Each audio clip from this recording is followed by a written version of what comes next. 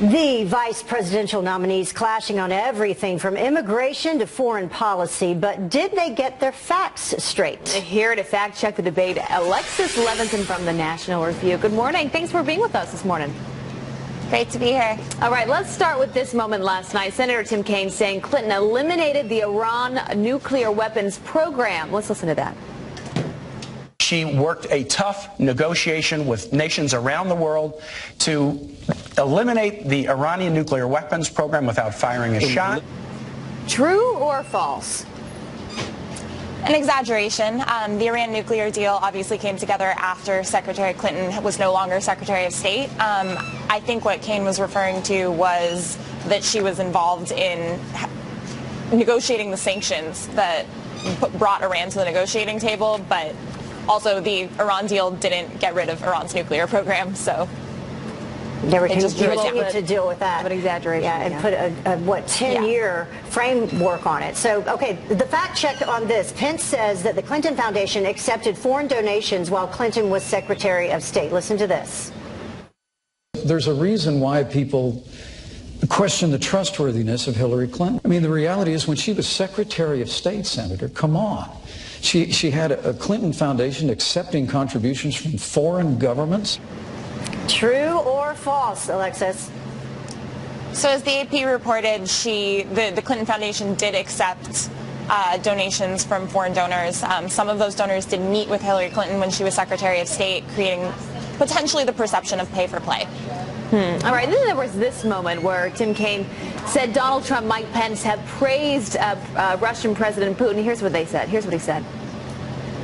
In Donald Trump, you have somebody who praises Vladimir Putin all the time. They should wonder, when Donald Trump is sitting down with Vladimir Putin, is it going to be America's bottom line, or is it going to be Donald Trump's bottom line that he's going to be worried about with all of his business? True or false here?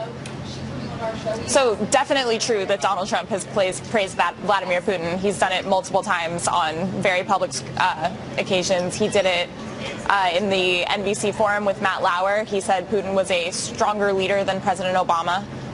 Pence took a much tougher tone with Putin during this debate last night, but him saying that Trump had never praised Putin was absolutely false. All right, Alexis Levinson, thanks for being with us this morning. So important to understand what was true and what was false. Right? Thank you, Alexis. A lot more of that fact-checking will go on today. Yeah. Well, let's check in with Ainsley Earhart. She is live for us in Farmville to see what is coming up on Fox and Friends. I know you were in the spin room last night. That's where all the fun happens, I hear, Ainsley. That's exactly right. We're going to take you behind the scenes to the spin room to show you what happens after the debates. There are so many journalists that come to these debates all over the world, and they're all in that one spot. They're watching the debate behind the scenes, and then we hope that some of the candidates are going to come in there like Donald Trump did at the first debate and talk to us. Eric Trump was there last night, and Kellyanne Conway, they talked to us. I was interviewing Sean Hannity, and then Sean's like, oh, look who's behind you, and we turn around, and there's Eric Trump. So you'll get to see all the behind the scenes and all the reporters that were rushing to his side, so that's kind of fun. We also have Kellyanne Conway, who's coming up on our show, as well as Senator Jeff Sessions. We've got a jam-packed show. We're going to be analyzing the debate last night and talking all about it. Back to you, ladies. We'll be watching it. Thanks, Ainsley. So fun. Thank you so much. And we'll be right back with some more analysis after this. See you soon.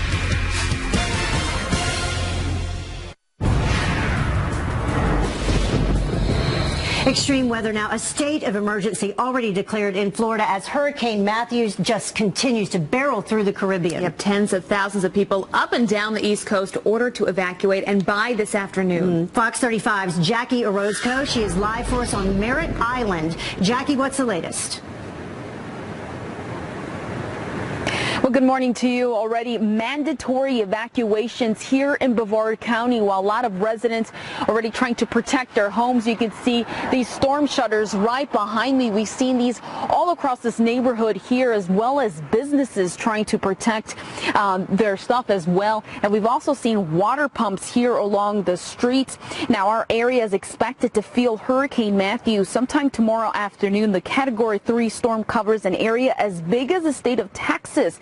Right now, Matthew's winds continue to top 120 miles per hour. If it makes landfall here in the coast of Florida, we can see winds as strong as 100 miles per hour. Now, this is affecting people here in Brevard County. The mandatory evacuations that will start this afternoon here in Cocoa Beach, Satellite Beach, and Merritt Island, just to name a few. And actually, the Cape Canaveral Hospital in Cocoa Beach started evacuating yesterday afternoon, and they're going to continue doing that, moving patients to other area hospitals.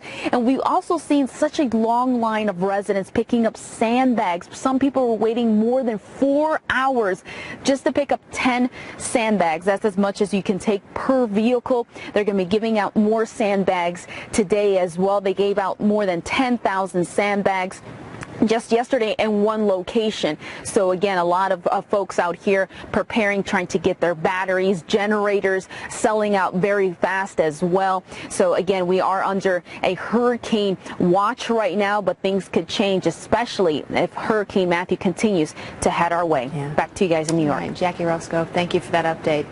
Stay safe.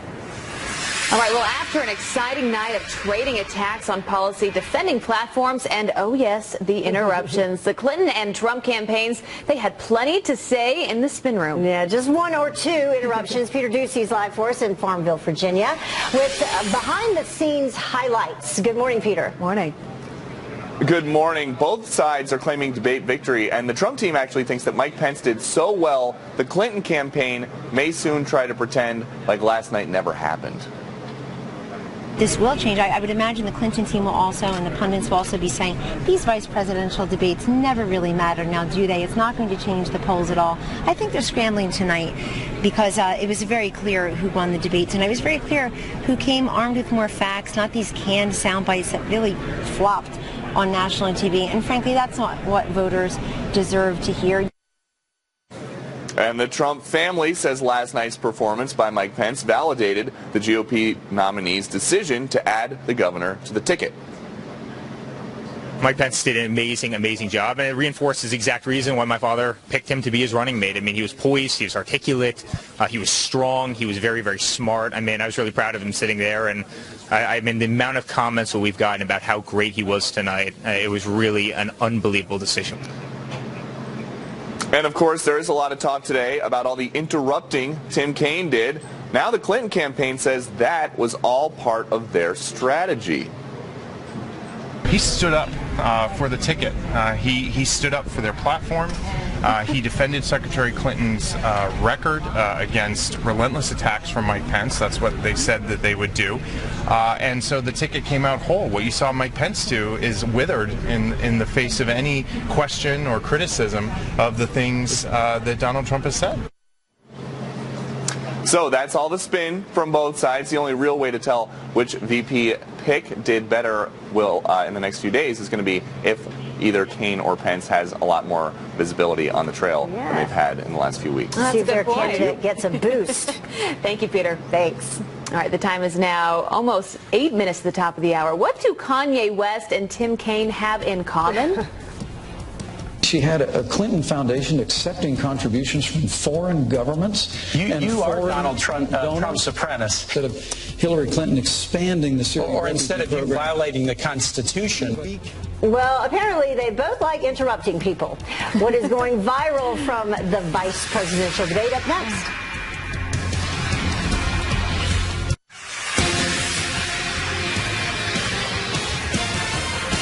Donald Trump not on the debate stage, but oh no, he still managed to share the spotlight with his running mate, Governor Mike Pence. Here with what's going viral from the first and only vice presidential debate. Fox's headlines 24/7 on Sirius Radio XM. Carly Shimkus. Good morning. Yeah, well, Mike Pence and Tim Kaine had their moment of the spotlight last night, but all eyes were still on Donald Trump. That's because he live tweeted the debate. Now, a majority of what he did was retweet other people's messages, kind of the ones that he liked the most. And the one that's getting the the most attention online is this. Someone comparing Kaine to an evil villain in the Batman movies. Now, last night, Kaine also said that people would prefer a "you're hired" president as opposed to a "you're fired" president. Donald Trump also retweeted a message on that saying, "I want a 'you're fired' president with people in government who are wasting my tax dollars." And then, of course, Trump declared Pence the winner online, tweeting, "Mike Pence won big. We should all be proud of Mike." Well, at least he waited versus the Republican Party that exactly. emailed out accidentally that he'd already won before it even started. Yeah. So that happened. The GOP accidentally put out what they planned on putting out after the fact.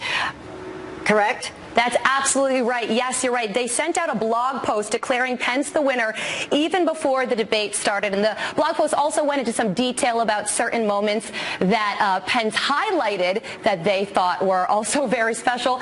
But the only thing there, they sent it out before it started. So kind of a check minus on their part. Sort of an oops moment. But what a lot of people were talking about still this morning is Tim Kaine interrupting Mike Pence a lot. Oh my gosh, did you hear that? To say the least. Yeah, Kaine interrupted 77 times to Mike Pence's 58 times. A lot of people joking about this. One person tweeted, "Very few people remember this, but before Kanye could interrupt Taylor Swift at that award show, Tim Kaine interrupted Kanye." So that joke kind of sums it all up. That is funny.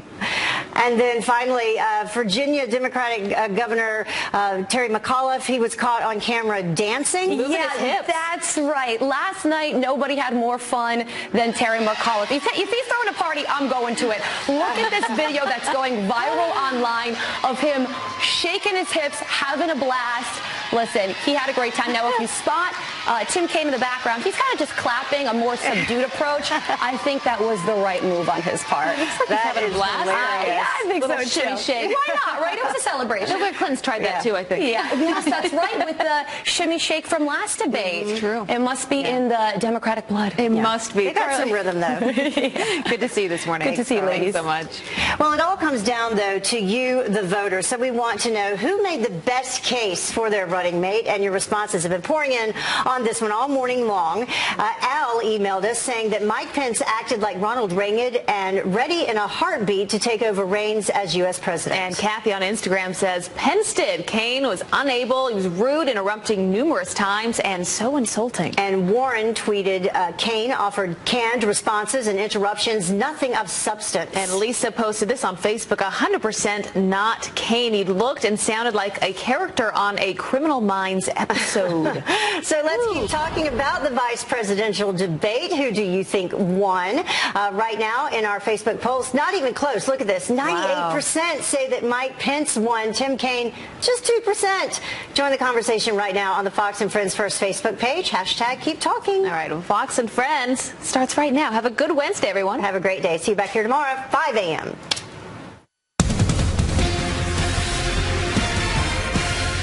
The thought of Donald Trump as commander-in-chief scares us to death. Look, he's not a polished politician like you and Hillary Clinton. Do you want a "you're hired" president in Hillary Clinton, or do you want a "you're fired" president in Donald Trump? She had a Clinton Foundation accepting contributions from foreign governments. You are Donald Trump's apprentice. If your son or my son handled classified information the way Hillary Clinton did, they'd be court-martialed. Donald Trump, you have somebody who praises Vladimir Putin all the time. Praise Vladimir Putin and sitting down with Vladimir Putin. He loves dictators. He's got kind of a personal Mount Rushmore. Vladimir Putin, Kim Jong-un, Muammar Gaddafi, and Saddam Hussein. Did you work on that one a long time? Donald Trump during his campaign has called Mexicans rapists and criminals. Mexicans are rapists and criminals. Or Mexicans are rapists and criminals. These guys say all Mexicans are bad. Senator, you whipped out that Mexican thing again. Mexicans are rapists and criminals. There they go again. He's called women slobs, pigs, dogs, disgusting. And slobs, pigs, dogs, disgusting? Senator, that was even beneath you and Hillary Clinton, and that's pretty low. Live from New York City and Farmville, Virginia, the site of the one and only vice presidential debate. It's Fox and Friends for a very busy Wednesday. You know, a lot of times after a big match, there's a call for a rematch, but there won't be any. We've seen enough. We've seen enough. We're calling off the judges.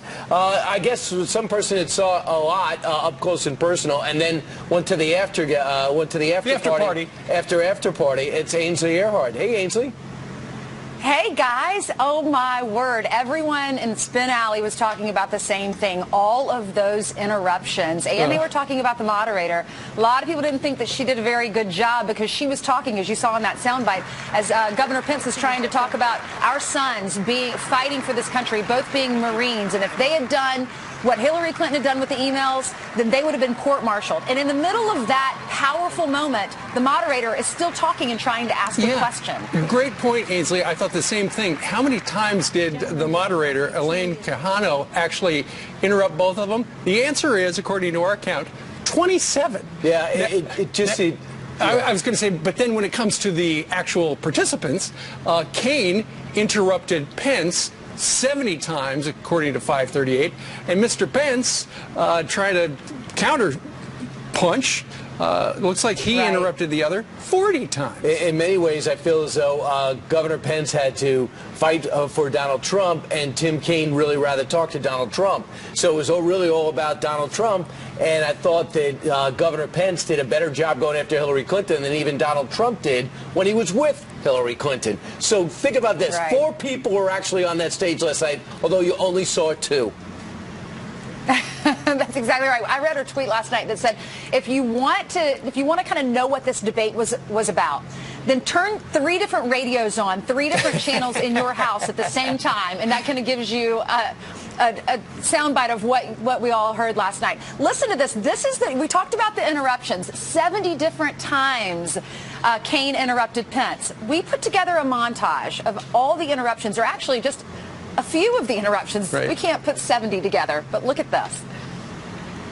He's employed tens of thousands of people in this country and paid a few taxes and lost $1 billion a year. The newly emboldened the aggression of Russia, whether it was in Ukraine or now their heavy-handed approach. She had a Clinton Foundation accepting contributions from foreign governments. You are Donald Trump's apprentice. Instead of Hillary Clinton expanding the Syria or instead of you violating the Constitution. But we can't know for certain who these people are coming from Syria. And when we don't let them know, we don't let them in. Senator, I think I'm still on my time. Well, I think, isn't this a discussion? This is our open discussion. Senator, let's talk about this. Let me interrupt you and finish my sentence if I can. The Clinton Foundation accepted foreign contributions from foreign governments and foreign donors while she was Secretary of State. Now I can weigh. She had a private server. I get to weigh in now. Gentlemen, if you can't meet the Nixon standard, the people at home cannot understand either one of you when you speak over each other. I would please ask you to wait until it is that the other is finished. Well, she got that right. People couldn't understand what was going on. What's interesting is if you've seen Tim Kaine over the years, and we've had him on this program through the years, he turns out to be a pretty mellow debater, but clearly the campaign's idea was we're going to turn him into an attack dog. And he was just Mr. Budinsky the whole time. Whereas Mike Pence, on the other hand, he was more comfortable of the two. He was calm and reasonable, and he made an effective case for Donald Trump. And I just thought, Ainsley, it was everywhere we went with this debate, it all went back to Donald Trump's taxes. You could be talking about Syria or North Korean nukes, and somehow it's because Donald Trump didn't pay taxes in 1995. In a way, he blamed Trump for not just disclosing his taxes because he hasn't. That was the big theme that I think Tim Kaine went to the stage with last night. Well, he didn't do anything wrong. It's not illegal to do what he did. He was totally above board by not paying those taxes. But, you know, you're right, Brian. You continuously heard the talking points from Kaine. He kept saying slobs, pigs, dogs, over and over and over. And then he was attacking, and he did look combative. And you're right, Steve, that's not his personality. So you can't coach someone to go into the debate to be someone that they're not. And last night, it really flopped because he stuck to those talking points. And then Pence said, wait a minute, that's nothing compared to what Hillary Clinton has done. Listen. Donald Trump during his campaign is called Mexicans rapists and criminals. he's called women slobs, pigs, dogs, disgusting. I don't like saying that in front of my wife and my mother. He attacked an Indiana-born federal judge and said he was unqualified to hear a federal lawsuit because his parents were Mexican. He went after John McCain, a POW, and said he wasn't a hero because he'd been captured. If you want to have a society where people are respected and respect laws, you can't have somebody at the top who demeans every group that he talks about. He says ours is an insult-driven campaign. Did you all just hear that?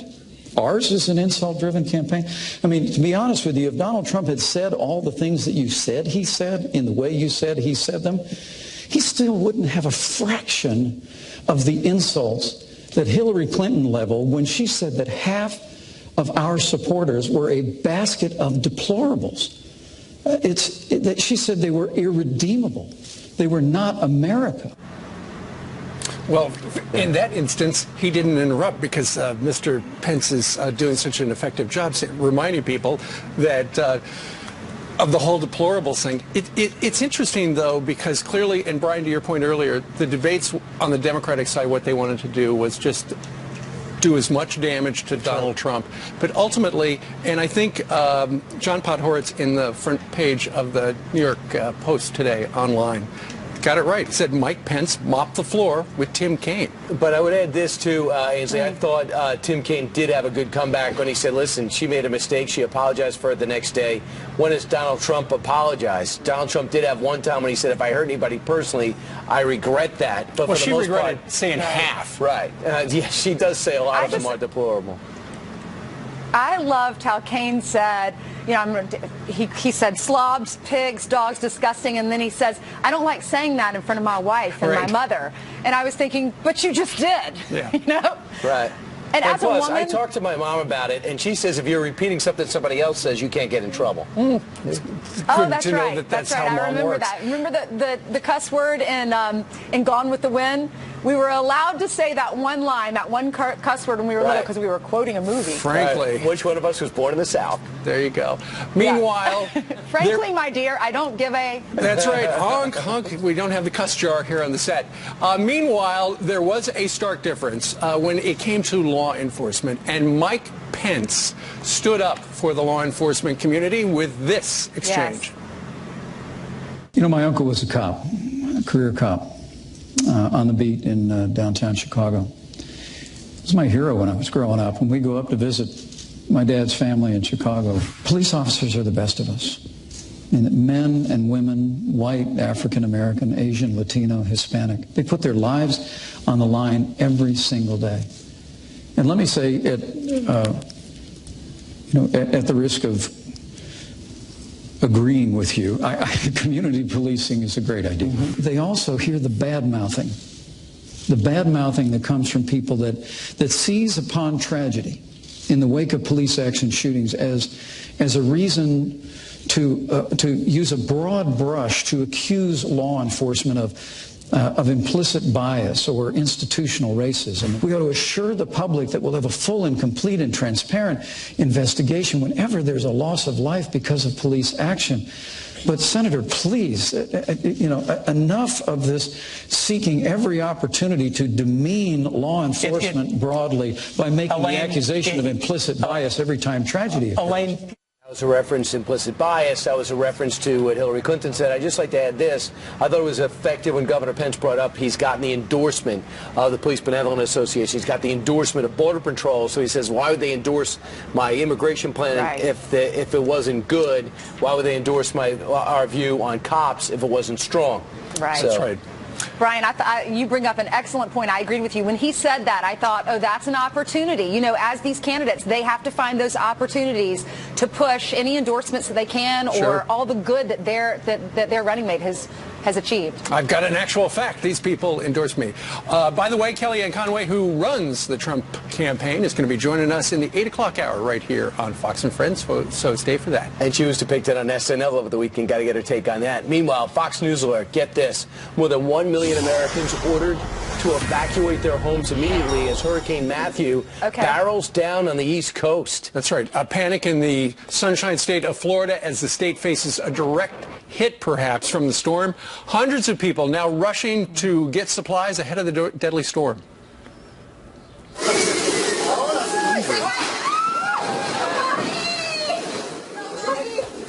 All right, that's Hurricane Matthew rushing ashore in Cuba overnight, blasting the island with 125-mile-per-hour winds. Yeah, Janice Dean predicted it, and she is live in the Weather Center with the latest. Janice, when's it coming here?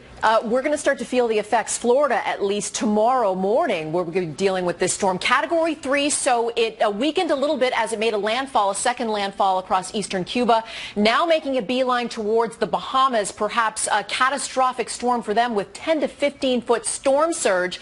And it will be strengthening as the water is very warm here. So this is Thursday. This is a very close call with perhaps a strengthening hurricane Thursday morning into the afternoon. Here's the forecast track.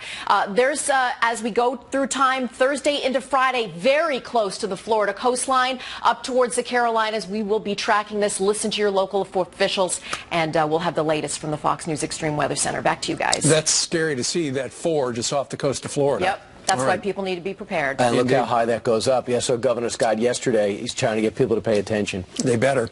All right, Janice, thank you. Meanwhile, straight ahead, immigration front and center in last night's vice presidential debate. After we secure the border, not only build a wall, but beneath the ground and in the air, we do internal enforcement. Well, Senator Jeff Sessions has been advising the Trump campaign on that very topic. How does he think it went?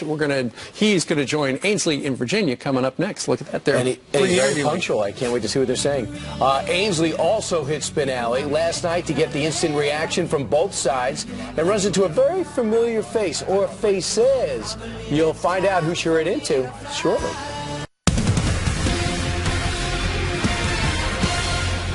Hillary and I believe in comprehensive immigration reform. Donald Trump believes in deportation nation. You got to pick your choice. It's nonsense. I cannot believe that Governor Pence would sit here and defend his running mate's claim that we should create a deportation force so that they'll all be gone. Senator, we have a deportation force. It's called Immigrations and Customs Enforcement. Do you like the 16 million deportation? No, Senator, that's nonsense. The issue of immigration has dominated the 2016 election, so it was no surprise when the VP nominees had that heated exchange last night. Now, here to react to all of this is Trump advisor, Alabama Senator Jeff Sessions. Thanks, Senator, for being with us. Good morning. Hi. Good morning. Waiting on the sunrise. I know. So what did you think about last night? Did they address the immigration and the refugee issues enough? Well, they talked about it. I don't think they got into the real depth and the policy of it. I mean, like the President of the United States, Hillary Clinton, has already said she wants to admit 65,000 refugees from Syria alone. That's on top of the 10,000 that Barack Obama has said he wants to do. It's a massive increase, and they can't be vetted. The experts have told us that, and once they get into the country, you can't monitor them and keep up with them. This is far more than any agency of the government can do. So it places us at risk, and Donald Trump is exactly right. We need to slow this down and be careful and protect the national interests first. You know, I was disappointed with the moderator last night when I watched that soundbite when Senator Kaine was saying Donald Trump wants to deport everyone, and then you had Mike Pence saying that's ludicrous, that's not true, that's nonsense, was his quote. And she didn't interrupt and say, you know what, you should defend yourself, Pence. What do you mean by that? What is Donald Trump saying? What is his belief? So we never got a chance to hear that Donald Trump has backed off on that, because he's saying, no, I want to deport criminals. But Pence didn't get a chance to really explain that. That was often the case, wasn't it, last night? Certain things just never quite got finished, and the discussion never quite ended properly and completely. So Donald Trump is absolutely committed to ending the lawlessness, building the wall, the barriers needed to stop the illegal flow.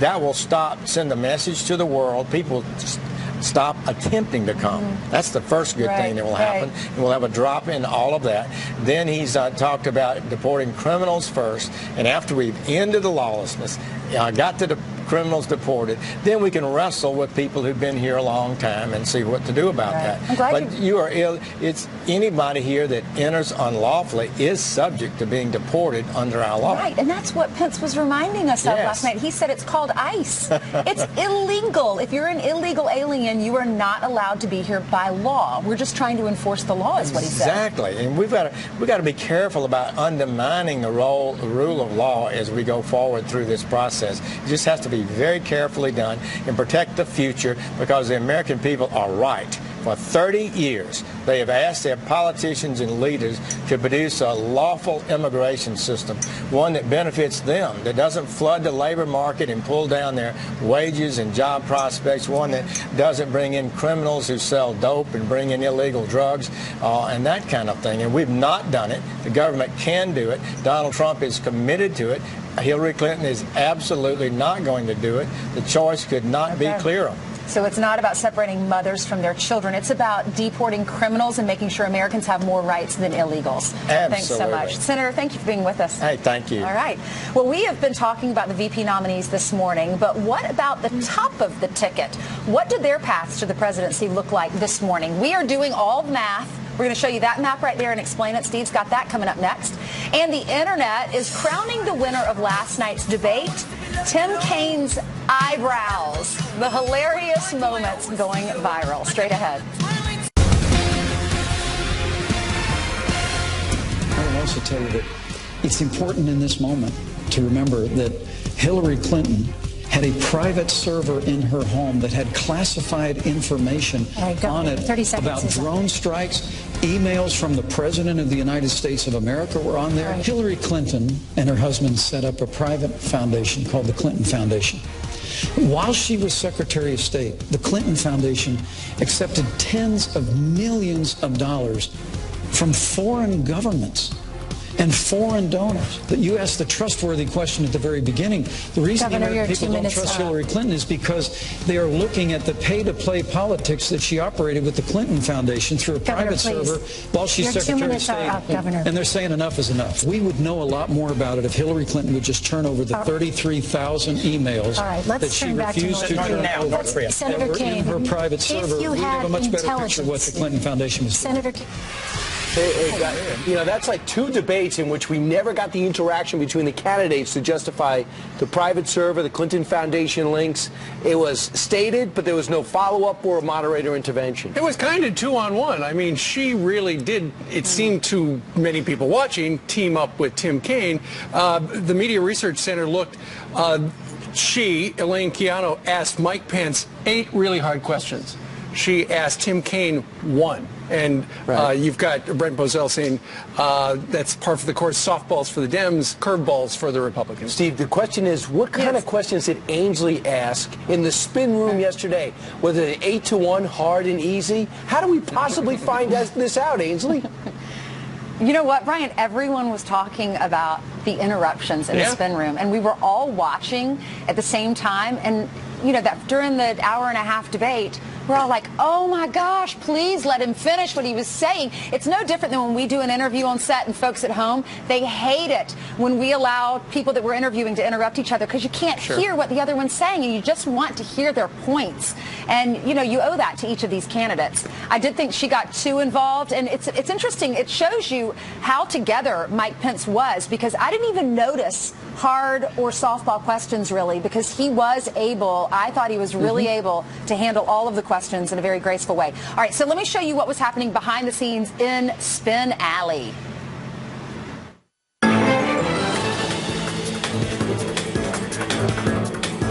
So this is called Spin Alley. This is where journalists from all over the world come to watch the debate. We're waiting on political experts to come out here and interview with us. We're standing next to Sean Hannity. What did you think of the debate? I thought it was great. I mean, it was the most irritating debate I think I've ever watched. I felt like screaming at one point, Tim Kaine, shut up. And then here comes, you know, Mike Pence, well, what about deplorables? And why are you always going so negative? And why is this campaign this way? Let's stay on issues. And I think on substance, he won hands down. Who's behind me, Sean Hannity? That would be Eric Trump, right behind Eric Trump. Hi, Eric. I thought he did an amazing job. I'm so proud of him. And honestly, it's why my father picked him. I mean, he was poised out there. He was composed. He was amazing. He was incredibly articulate. He was calming in so many ways, but he also led with tremendous strength. The interruptions, what do you think about that? I found them a little annoying, quite frankly, sitting up front. I mean, I thought it was a little rude. Critics are saying that Tim Kaine interrupted too much. Well, look, I think he had some points he wanted to make, and he wasn't going to let falsehoods just lay on the table. So when he thought there was something that was worth correcting or there was something that was worth interjecting, he did it. And he did it aggressively. Kellyanne, what'd you think? an amazing night for Governor Mike Pence. He was able to stick to policy. He is very affable, very genial. Unlike Senator Tim Kaine, for whatever reason, could not stop interrupting both Mike Pence and the female moderator. I thought it was really an unfortunate night for his ticket. I think it was a great night for Donald Trump because his first exercise in leadership, the very first most important decision he made as the presidential nominee was his vice presidential selection, and it showed his leadership and his judgment in selecting Governor Pence. What was your sense of the debate?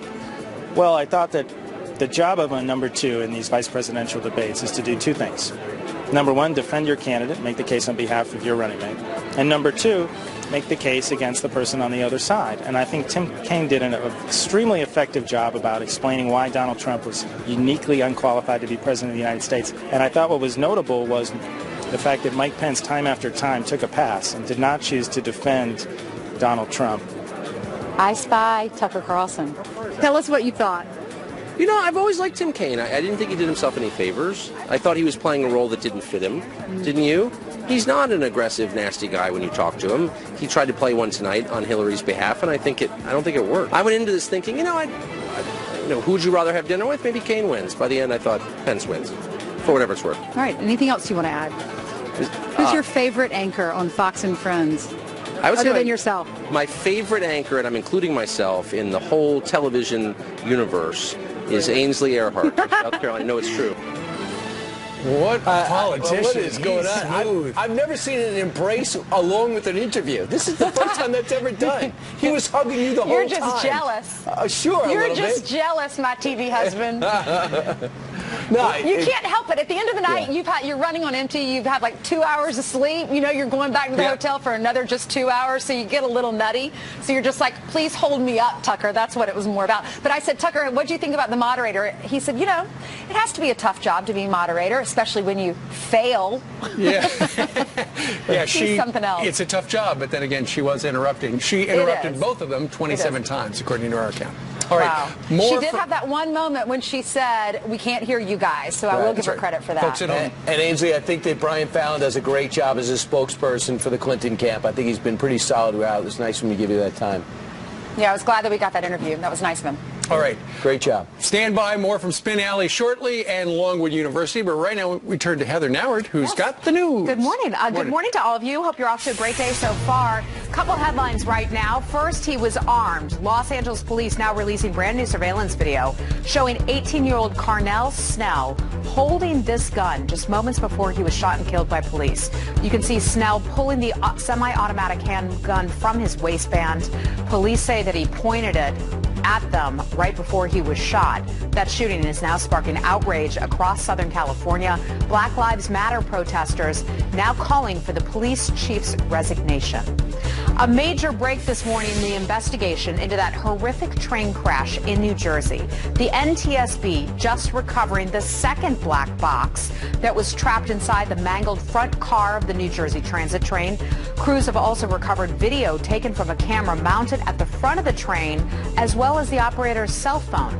Key devices could tell investigators just how fast that train was going, and if the brakes were applied, one person died and more than 100 others were injured. A major break in the case for Kim Kardashian. The masked thieves who allegedly held a gun to the star's head before stealing millions of dollars in jewelry, reportedly caught on camera. Those armed robbers captured in a 1,000,000-to-1 image by a security camera facing a mirror. The image is reflected to show their getaway. TMZ reporting this morning a concierge is a key witness after Kardashian allegedly told police that he was in the room during the heist. Kardashian was bound and gagged as the men ransacked her apartment in Paris. And those are your headlines. I'll see you back here. What's with that? Yeah, a little bizarre. You go to an elite hotel where there are no security cameras? Here's the thing. You've got your own security team. Why aren't they being secure? A lot of it doesn't seem to make a whole lot of sense. Yeah, no kidding. Can you get to the bottom of this, Heather? We have an hour and a half. I will. I'll fly to Paris for it, Brian. It's in every newscast. Meanwhile, just when you thought the 9/11 conspiracy theories couldn't get any crazier, there's this. Hillary Clinton went to Washington to get funds to rebuild her city. Donald Trump was fighting a very different fight. It was a fight to avoid paying taxes so that he wouldn't support the fight against terror. What the heck? Yeah. What a reach. Pete Hegseth and Senator Scott Brown fired up about that. They're here live. Wow. And speaking of Senator Tim Kaine, why is he being compared to a Batman villain? I think I know. Chloe Shimkus is breaking down the social media reaction from the VP debate, and she's up early for us. And Fox and Friends first.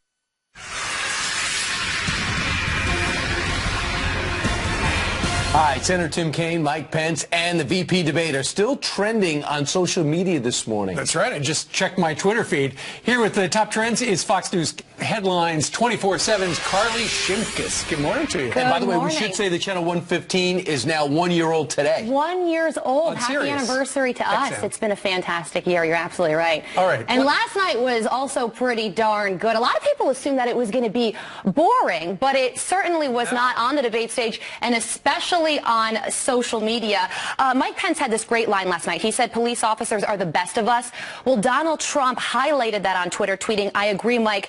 Thank you to all our law enforcement officers." And a majority of what Trump did was he retweeted other people's messages. Yes. Like this one. Kaine says Hillary and he have plans. She could care less what Kaine thinks. But the gem that's getting the most attention on social media is Donald Trump retweeted a message, someone comparing Kaine to a villain in the Batman movies. It says Kaine looks like an evil crook out of Batman movies, and Donald Trump retweeted it. And I think we're going to have a side-by-side. I don't know. What do you think? I don't think it's the Riddler. I think he looks more like the Joker, doesn't he? Could be the Penguin. All we know is that Donald Trump was having a whole lot of fun online last night. Sure. Did the Batman movies have an interrupter? Because that certainly would have been Tim Interruptions Kaine. were the name of the game last night. Now, Kaine interrupted 77 times, and the moderator interjected 27 times. Here she is kind of struggling to get a word in edgewise. Hillary Clinton failed to renegotiate a status of forces agreement. No, that is incorrect. And so we removed all of our troops from Iraq, and ISIS was able to be conjured up in that vacuum. Hillary Clinton had a private server in her home that had classified information on it about drone strikes. You asked the trustworthy question at the very beginning. The reason the American people don't trust Hillary Clinton is because they are looking at the pay-to-play politics. So my favorite tweet of the night came from a woman named Maris. She tweeted, "If I wanted to watch two white dudes bicker near a woman named Elaine, I would definitely just watch Seinfeld." That is fantastic. This is why social media is fantastic. Now, here's the other thing. When we focus on the little things that aren't really important instead of the substance, let's focus on the eyebrows. The eyebrows of Tim Kaine. That's right. Well, okay, so Mike Pence actually got the most attention on social media, according to both Twitter and Facebook. But Kaine's eyebrows really stole the show. A lot of people talking about how they kind of moved up and down fluidly. Yeah, they're very expressive, which is not necessarily a bad thing. One person tweeted, "I can't wait to see Tim Kaine's eyebrows on Dancing with the Stars." Oh, look at that. And another person said, "I think the real winner tonight will be Tim Kaine's left eyebrow." Well, it would be the left That's eyebrow, not very not fair the right to righty. eyebrow. I don't know about that. That's, The lefty eyebrow? you got to be fair these days, right? So the social media is one thing. Then we got to see if there is actually at TV ratings as well. I think the all-time high was Sarah Palin at 51 million. Something That was like a big that. one. So you're saying total on social media, Mike Pence had more traffic? On both Twitter and Facebook, and he also he gained more Twitter followers last night as well. But you don't know whether it was negative or positive, just total number, aggregate number Yes. of mentions. Bingo. All right, Carly, happy anniversary. Thank you so All right, much. Thanks for coming down. You come back later, right? Absolutely. All right. More stuff. All right. Meanwhile, coming up straight ahead, talk about a leap. Tim Kaine linking Donald Trump's taxes to 9/11. Hillary Clinton went to Washington to get funds to rebuild her city. Donald Trump was fighting a very different fight. It was a fight to avoid paying taxes so that he wouldn't support the fight against terror. Really? That's a leap. Pete Hegseth and Senator Scott Brown are fired up about that. They're here live. And how will last night's vice presidential debate impact the next debate between Hillary Clinton and Donald Trump on Sunday? We're going to talk to the Trump campaign manager, Kelly Ann Conway, when she joins us live.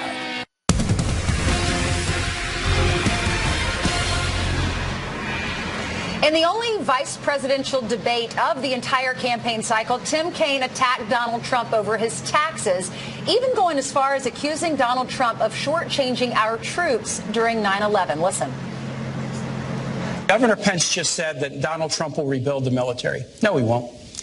Donald Trump is avoiding paying taxes. The New York Times story suggested that he probably didn't pay taxes for about 18 years starting in 1995. Those years included the years of 9/11. Hillary Clinton went to Washington to get funds to rebuild her city and protect first responders, but Donald Trump was fighting a very different fight. It was a fight to avoid paying taxes so that he wouldn't support the fight against terror. Is that a fair argument, or is that a leap? Well, here to weigh in on this is Fox News contributor Pete Hegseth and former Massachusetts Senator Scott Brown, who is also a Fox News contributor. Both are also veterans. Thank you so much for being here, both of you. Morning. All right, Senator, what did you think of last night's debate when it comes to ISIS, Al-Qaeda, Iraq? Well, I thought the ISIS response was perfect. It was Al-Qaeda and bin Laden, and I congratulated President Obama, too. That was a gutsy move to go after him. But with regard to ISIS, the fact that they tried to blame President Bush was laughable. And Clinton and Obama could have renegotiated a status of forces agreement. What does that mean? That allows us to have certain protections when men and women are over there serving. And we could have left a transition, a quick reaction, a training force there, upwards, as the generals recommended, about 10,000 troops. And they could have been there to make sure that you didn't have that vacuum. And the vacuum created ISIS, and ISIS was Al-Qaeda of Iraq, and now they're bigger than the size of New England and well-funded, well-armed, and wreaking havoc. Pete, as a veteran, what are your thoughts?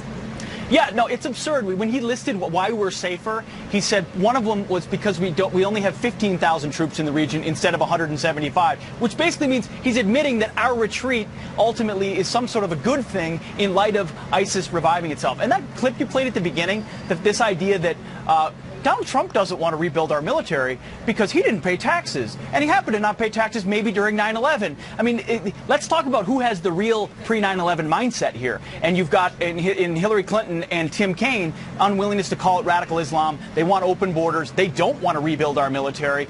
They don't have a plan to defeat ISIS. And I thought Mike Pence did a very nice job, as the senator said, laying out who opened the door for ISIS and who would continue those types of policies. So he was very good on that level.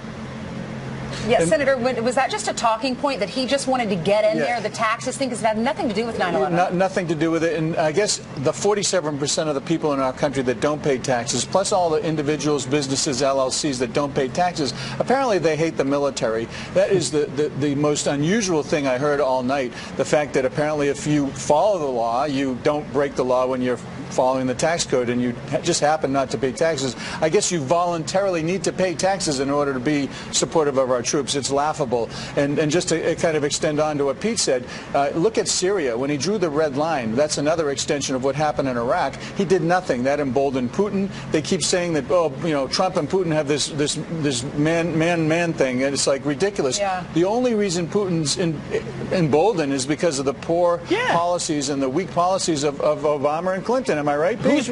Whose reset button was it that was misspelled that ultimately opened up the door for him to redraw the borders of Eastern Europe? I mean, these all fall at the feet of the policies of Hillary Clinton and Barack Obama. And Tim Kaine's not very good at defending it.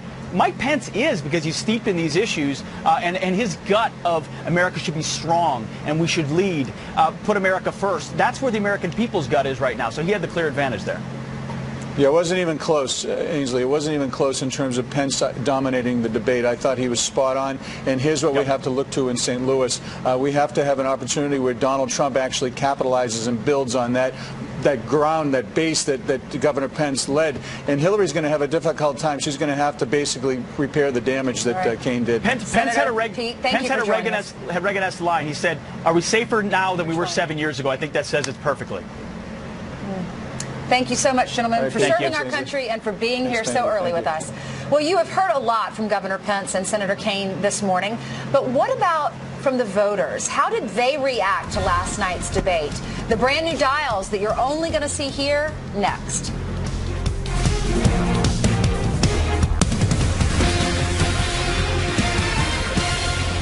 The thought of Donald Trump as commander-in-chief scares us to death. Look, he's not a polished politician like you and Hillary Clinton. You want your hired president and Hillary Clinton Or do you want a you're fired president in Donald Trump? She had a Clinton Foundation accepting contributions from foreign governments. You are Donald Trump's apprentice. If your son or my son handled classified information the way Hillary Clinton did, they'd be court-martialed. Donald Trump, you have somebody who praises Vladimir Putin all the time. Praise Vladimir Putin and sitting down with Vladimir Putin. He loves dictators. He's got kind of a personal Mount Rushmore.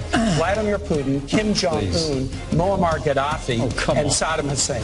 Did you work on that one a long time? Donald Trump during this campaign has called Mexicans rapists and criminals. Mexicans are rapists and criminals. Or Mexicans are rapists and criminals. These guys say all Mexicans are bad. Senator, you whipped out that Mexican thing again. Mexicans are rapists and criminals. There they go again. He's called women slobs, pigs, dogs, disgusting. And slobs, pigs, dogs, disgusting? Senator, that was even beneath you and Hillary Clinton, and that's pretty low. How low could they go? It was supposed to be a snooze fest. It turned out to be a slugfest. Right. I mean, I was doing a couple of things. I was watching and tweeting and reading Donald Trump's real live tweets because he was looking at it. And Donald Trump must have had his ears ringing if he wasn't watching because it was really, Ainsley, all about Donald Trump and about Hillary Clinton. It wasn't really about them and their records because Tim Kaine is on the record criticizing Barack Obama and tangentially Hillary Clinton for her foreign policy. Last night he was actually defending it.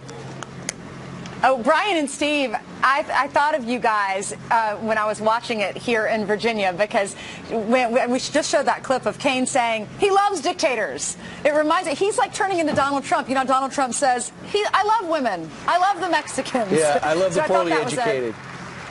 Right. You know, everyone in the Spin Alley area after the debate was talking about one thing. They were talking about the number of interruptions. You couldn't hear some of the responses because they were talking over each other. Yeah, it was ridiculous. We have a clip. There were 70 different times that Kaine interrupted Pence. Pence interrupted Kaine 40 times. But listen to some of these interruptions where it just got ridiculous. He's employed tens of thousands of people in this country and paid a few taxes and lost $1 billion a year. The newly emboldened the aggression of Russia, whether it was in Ukraine or now their heavy-handed approach. She had a Clinton Foundation accepting contributions from foreign governments. You are Donald Trump's apprentice. Instead of Hillary Clinton expanding the Syrian or instead of you violating the Constitution. But we can't know for certain who these people are coming from Syria. And we don't let them know. We don't let them in. Senator, I think I'm still on my time. Well, I think, isn't this a discussion? This is our open discussion. Let's talk about the state of the world. Let me interrupt you and finish my sentence if I can. The Clinton Foundation accepted foreign contributions from foreign governments and foreign donors while she was Secretary of State. Okay, now I can weigh. She had a private server. I get to weigh in now. Gentlemen, if you can't meet the Nixon standard, the people at home cannot understand either one of you when you speak over each other. I would please ask you to wait until it is that the other is finished. Look, here's the thing about it. It was shocking after you realize that Tim Kaine, who's a mellow debater generally, he's a trained litigator, he was clearly going to be the attack dog. And so during whatever Mike Pence was going to say, he was going to interject himself. It got to the point where it was annoying, but at the same time, the moderator absolutely lost control of things. I'm looking at the rules for the vice presidential debate, and what Elaine Quijano said, she said the moderator will ask an opening question, after which each candidate will have 2 minutes to respond. The moderator will then use the balance of the time in the segment for a deeper discussion of the topic. Instead, whenever Tim Kaine started answering a question, or rather, Mike Pence would ask a question, then Tim Kaine would interject himself, and the idea, the strategy is to throw him off. Ultimately, though, I think the people got a very bad taste in their mouth about what Tim Kaine was all about. He just looked annoying. Steve, you bring up a good point. What does that say? Does that say, because you're right, we didn't expect that from either of the candidates. We thought this was going to be very pleasant and, like you said, a snooze fest. But with Tim Kaine being so combative and being on the defensive, what does that say? What was happening behind the scenes? Were his coaches, Brian, telling him to act like that and to be? You can't really force that on someone. They need to be genuine and be who they are. Yeah, that's a good point, Ainsley. So here's what they're saying. They're saying Tim Kaine was given the task of not aiming for Mike Pence, but aiming over his head for Donald Donald Trump. And to be that, put everything out there from taxes to Putin to some of the comments he said in the past that we've all heard before, that was Tim Kaine, not to win it, but to take aim at Trump.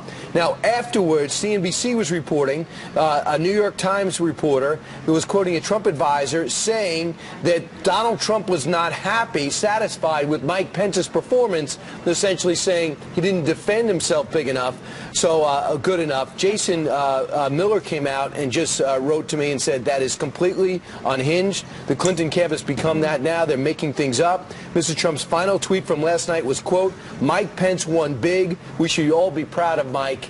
Go with that. So there's a lot of things going on below the surface.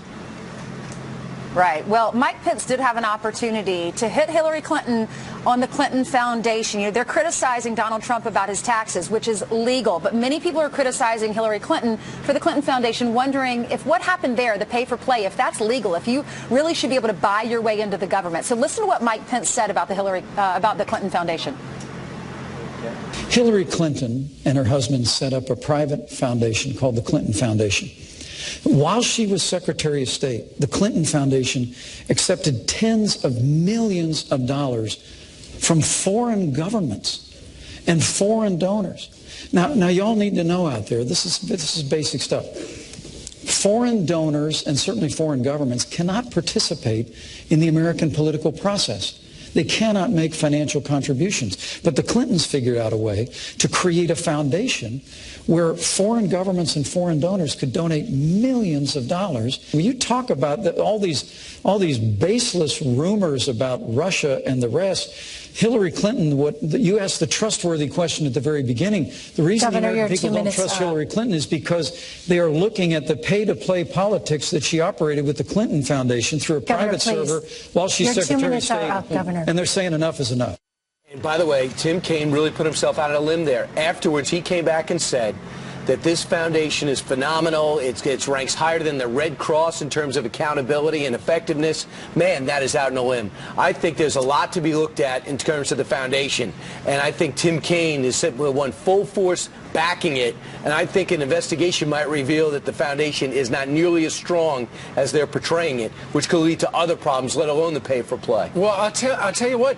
Had the moderator had control of the situation, when you get going on something good like the Clinton Foundation, just ask a follow-up question. But instead, today in the pages of the Washington Post, they say that Tim Kaine and Elaine Quijano were both losers at the big debate last night, and the first winner they suggested was Mike Pence, the governor, seen screen left right there from Indiana. Ainsley.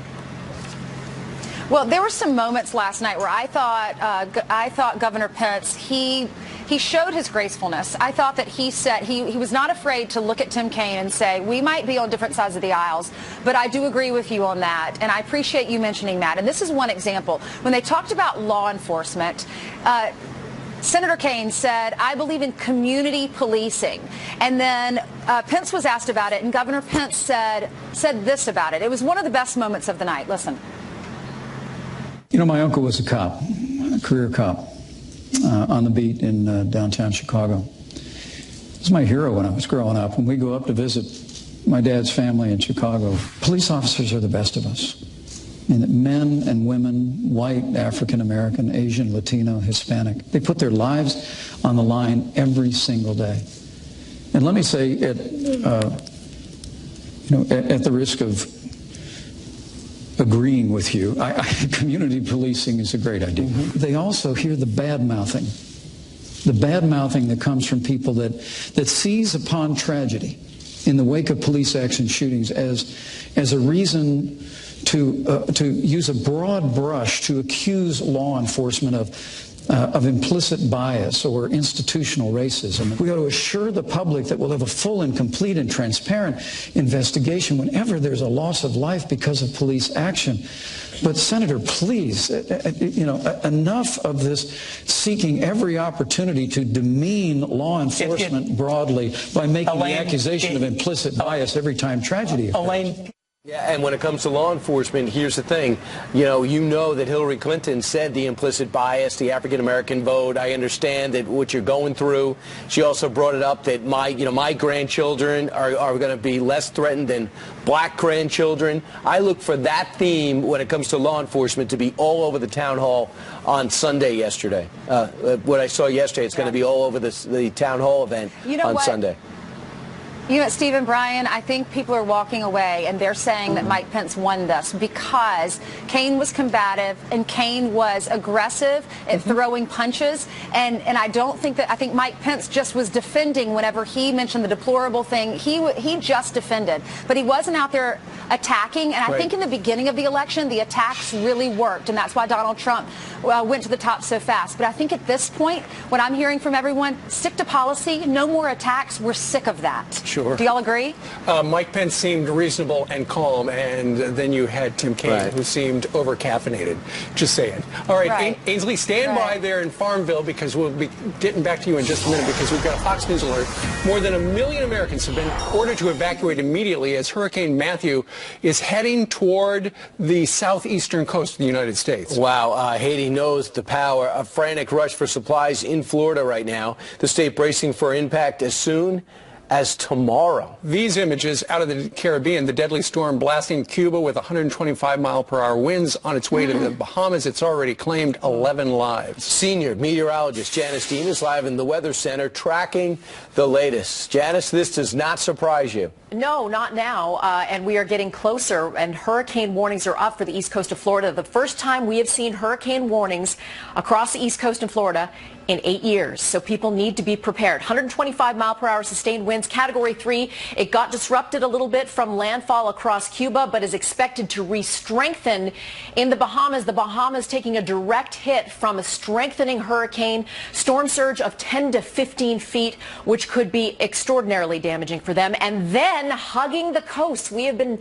forecasting this for days now, but how close does it get to the coast? That's the difference between 120-mile-per-hour winds and 50-mile-per-hour winds if it's a little offshore. So really carefully monitoring this. And of course, you want to be listening to your local officials. Governor Rick Scott has been excellent at making sure that people know what to do, where your evacuation zones are. But the tropical storm models are indicating a close brush, if not a direct hit at some point along the southeast coast. The one good thing is the northeast is out of the cone. So that's the one piece of good information. We'll keep you posted back. Janice, just a little question for you. The fact that the center of the storm is off the east coast of Florida, that means it would be impacted by winds from the north, not as strong? Not as strong because you're getting the impact, the big impact is in the northeast quadrant. You're getting these offshore winds. Yeah. So it won't be but listen, I want people to be prepared as possible for Category 3 storm. Yeah, we don't know where it's going. Don't let your guard down. Take those evacuations seriously, and we hope that we're not dealing with a big event. How's that? Absolutely. A good way to put it. All right. Janice, thank you very much. Meanwhile, straight ahead on this Wednesday, both guys in last night's debate served as governors of their states. Who did a better job? I still finished my term with $2 billion in the bank.